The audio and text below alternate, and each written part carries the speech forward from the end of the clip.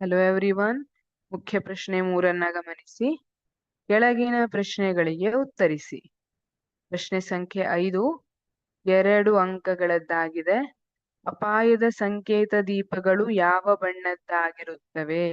ಆ ಬಣ್ಣಕ್ಕೆ ಏಕೆ ಆದ್ಯತೆ ನೀಡಲಾಗುತ್ತದೆ? ಸಾಮಾನ್ಯವಾಗಿ ಯಾವ ಬಣ್ಣವನ್ನ ಅಪಾಯದ ಸಂಕೇತ ಅಂತ ಹೇಳಲಾಗುತ್ತೆ?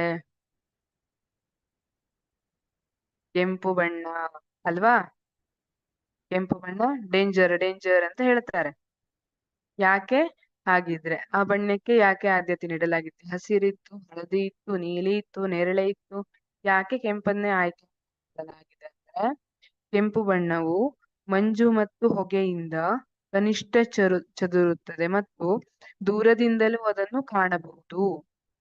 ಈಗ ಕೆಂಪು ಬಣ್ಣ ಏನಿದೆ, ಇದರ ತರಂಗಾಂತರ ಜಾಸ್ತಿ ಇರೋದ್ರಿಂದ ಇದು ಮಂಜು ಮತ್ತು ಹೊಗೆಯಿಂದ ಕನಿಷ್ಠ ಚದುರುತ್ತದೆ, ಅಂದ್ರೆ ಕಡಿಮೆ ಚದುರುತ್ತೆ.